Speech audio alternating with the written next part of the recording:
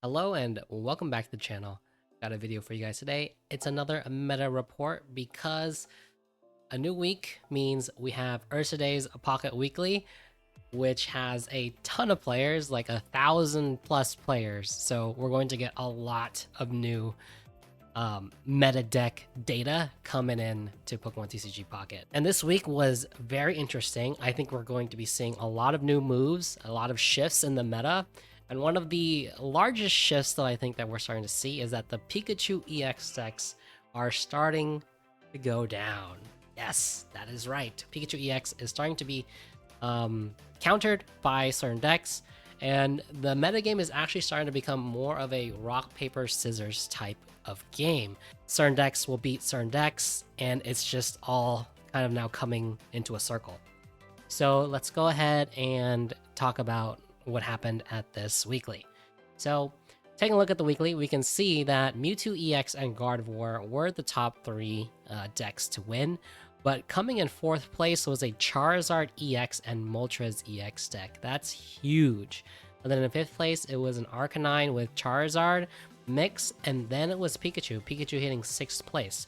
Now, in the top 32, I would say that there are a lot more Mewtwo's and also a good amount of Charizards and Arcanines in the decks than Pikachu decks. So yeah, Pikachu, at least in this tournament, is starting to fall, and that's really interesting to see. I think one of the reasons why Pikachu is starting to fall is because we're seeing the advent of Arcanine. Arcanine is a very powerful stage 1 Pokemon that does 120 damage that perfectly one-shots Pikachu. So I think that's part of the reason why.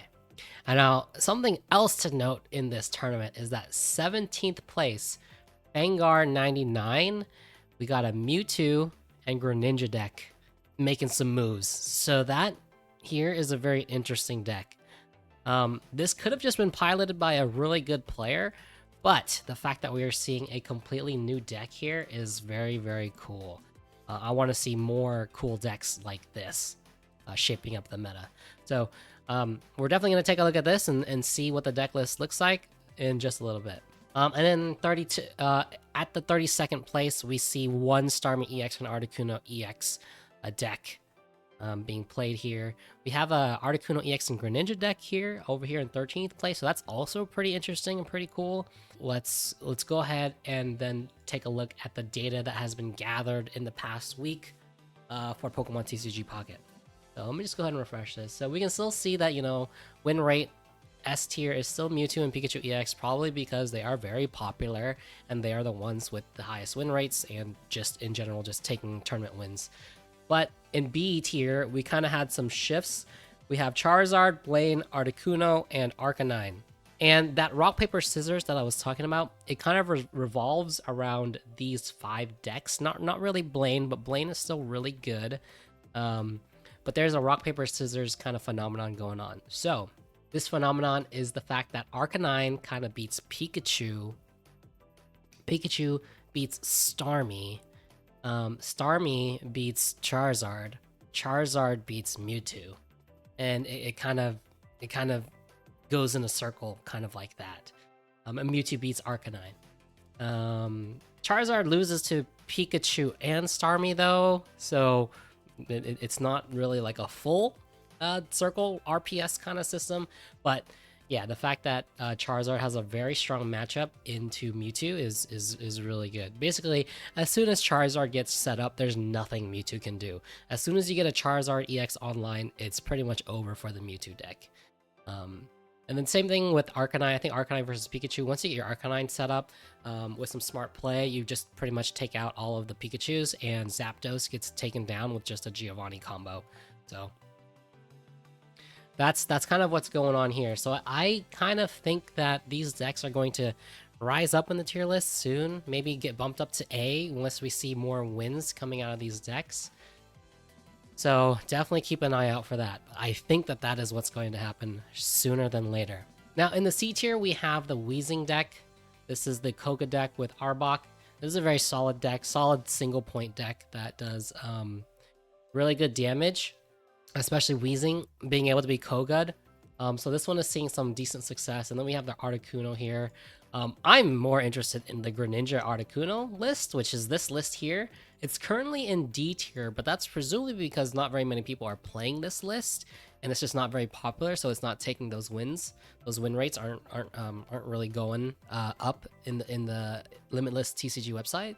So I think that this deck is probably going to go up in popularity very soon, especially because we saw a 13th place finishing in the Ursaday Pocket Weekly. So I have full faith in this Greninja Articuno deck. I think that's going to go up. And let's see, Blastoise and Venusaur, I think we really got to take a look at these because these stage 2 decks, once they get online, they're very, very hard to shut down. If you play any of these decks here, Starmie, Arcanine, Pikachu, or Mewtwo, if any of those decks don't stop Blastoise or Venusaur before they get online, they just lose. Right? That's the only way that these S tier decks win, is if they can stop them from getting online. But that's also their biggest weaknesses. That's why they're in D tier, is because they consistently stop these decks from coming online. So let's first talk about Blastoise. Because Charizard is so popular, I think Blastoise can probably see a shift from D tier, maybe up to C tier, maybe up to B tier, because of the fact that Blastoise one-shots Charizard. However, of course, Charizard does one-shot Blastoise back, and Blastoise requires 1 extra energy in order to do the one-shotting, and Charizard only requires 4 energy. Blastoise requires 5 energy. So that's kind of the problem. The deck lists play Mewtwo just because they just want a really fat basic Pokemon to put into the active spot as they charge up the Blastoise. Snorlax not being super great because the retreat cost is really high.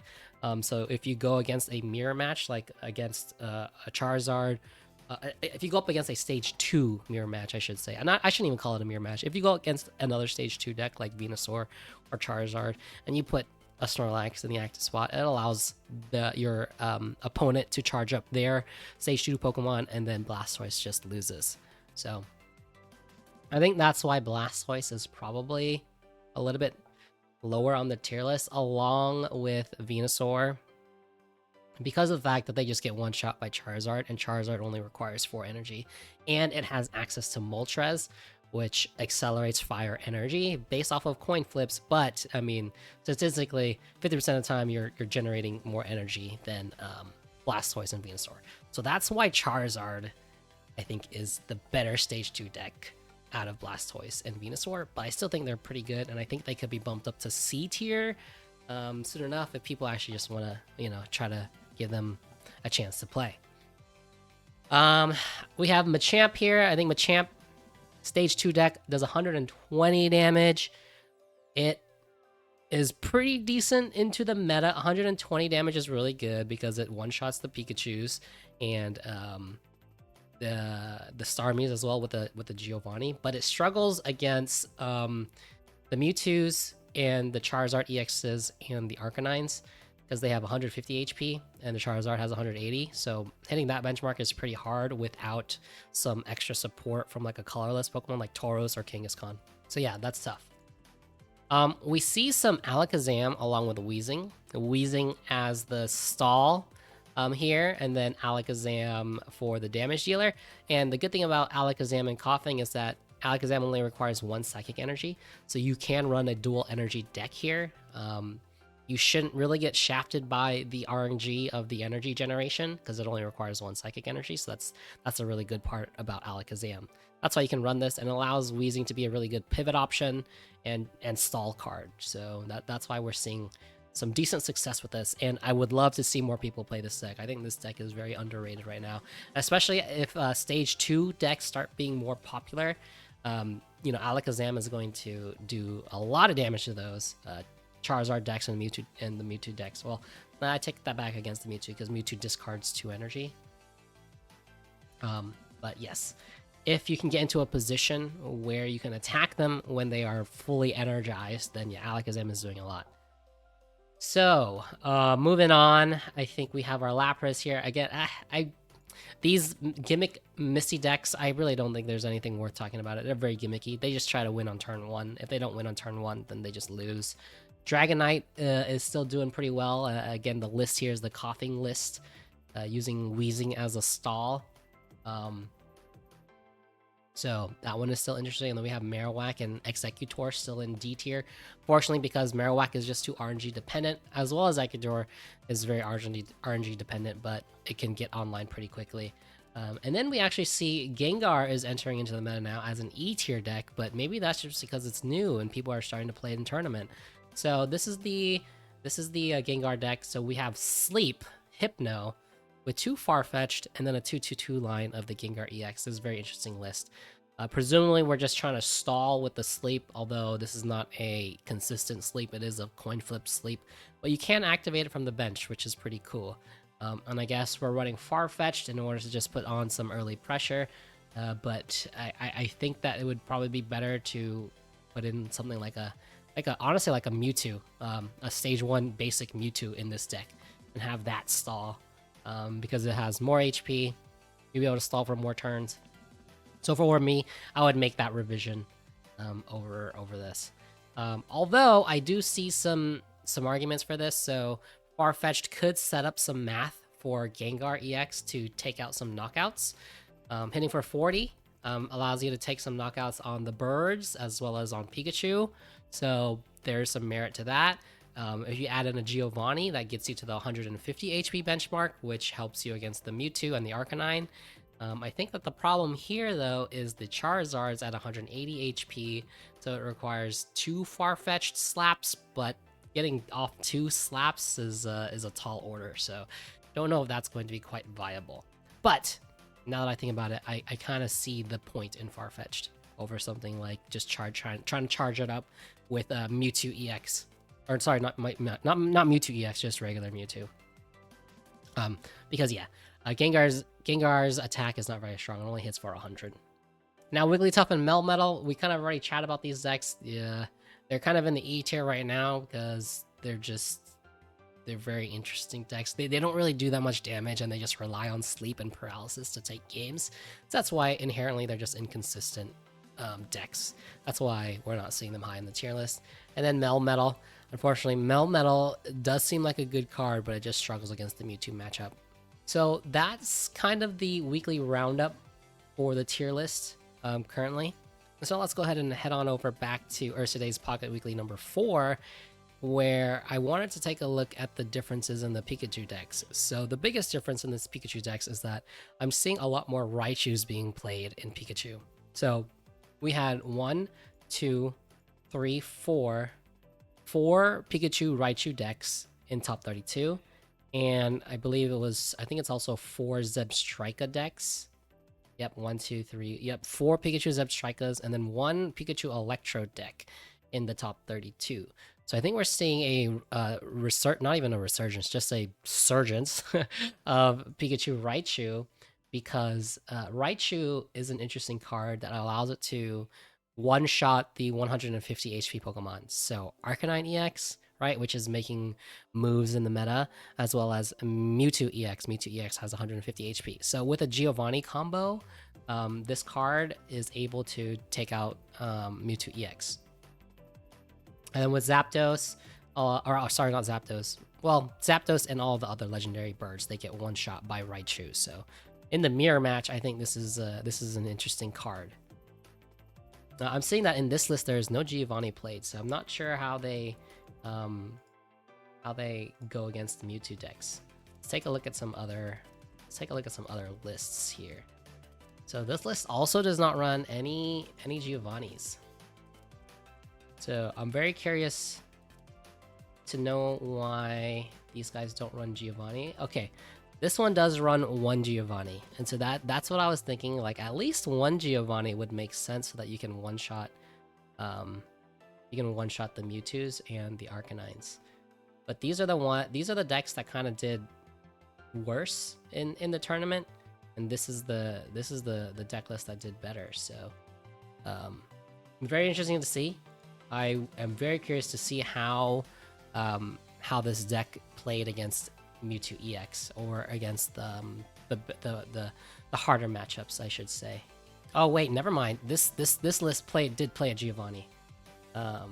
This was the one that went 6th place. This was the one that went 6th place and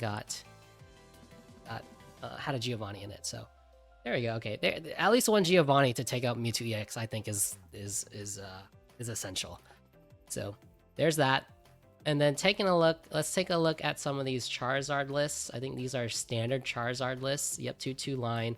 Oh, they're running the one prizer, not the one prizer, the one pointer Charizard as well, and 2 Moltres EX. So presumably they run the one Charizard because they don't want the opponent taking 2 points for knocking out a stage 2 Pokemon, and 150 damage and 150 HP is plenty strong against some matchups. So against the Pikachu matchup, right, you don't need the EX version of Charizard and have them take 2 points off of you, right? Just 1 point is good enough. So that's presumably why they're running the 1. And then the 2 here. Also just 3 Charizards in general just to get maximum consistency into getting the stage 2. Let's take a look at some more lists here. Okay, so Charizard and Arcanine hybrid. This one's interesting. So I think they play this literally as a tech for Pikachu. So like this part right here, this Charmander line beats Mewtwo, right? So if you go against Mewtwo, you're like, okay, I'm not going to bench the Arcanine. I'm just going to play the Charizard line. And then when you go up against Pikachu, you're like, okay, I gotta find the Scrowlith and I gotta find the Arcanines, and then you just play the Arcanine line. And then maybe you play the Charmanders and the Charmeleons just to fill up your bench to use as Sabrina bait while you charge up your Arcanine and you try to one-hit KO the Pikachu. So this is cool. This is an interesting deck. Mashing 2 archetypes together so that you can beat the meta. I don't know how consistent it is, but it did get a 5th place finish. So that is very promising. Very, very promising. Let's take a look at the Arcanine list. So the Arcanine list is just a very standard list. A standard list with 1 single Old Amber here. Presumably to just use it as a Sabrina bait. So that is most likely why it is played. So they don't want the as soon as a Growlithe gets taken out because of an early Sabrina and you just don't have your bench filled, it's kind of GG. So it's really tough. Now let's take a look at the 13th place Articuno Greninja. So this plays 3 Articunos and a 2/2/2 Greninja line. I think this is like a bench sniping deck that does 80 damage to the active, which is really interesting, right? You kind of just chunk at the active and then you weaken the bench, and then you're able to just take out whatever they promote into the active spot because you've been weakening them with Water Shurikens and Blizzard. I think that's the idea behind this deck. I think this is a very cool and interesting deck. I think this one has a lot of potential. I think Greninja in general is just a very good card and has a lot of potential and needs a lot more exploring. All right, let's take a look at the Mewtwo and Greninja decks. So we have 2 Kangaskhan, a 2/2/2 line of Greninja, and just 1 singular Mewtwo EX. Wow, okay, interesting. 2 Sabrinas, 2 Research, 1 Geo, X Speed Pokeball, 1 Potion, and 1 red card. Okay, this is a very interesting deck. It's very hard for me to determine like how you're supposed to be playing this deck, but I'm assuming that we just try to get some early pressure, early damage with Kangaskhan, and then Water Shuriken kind of finish off any Pokemon that they retreat because it's been damaged. Or you can just promote Greninja and chunk it for 80, and if you have 2 Greninjas in play, you gotta chunk them for 100, which 100 damage is pretty good, is pretty decent. And then you would have already weakened them with some Dizzy Punches, hitting for 30, maybe 60, you know. And then maybe in the end game, once they've already taken like 2 points, you promote the Mewtwo EX, right? So like, you know, there's the fact that it's an EX doesn't really matter, that it gives them 2 points because you're playing Mewtwo EX towards the end game, and then you just take out whatever you need to take out with Side Drive. It's nice that Mewtwo EX only needs 2 Psychic Energy, so that's why I think we can afford to run a double energy setup here, Water and Psychic. So I would think that is the game plan for this deck, but I don't know. I have no idea. That is just what I think.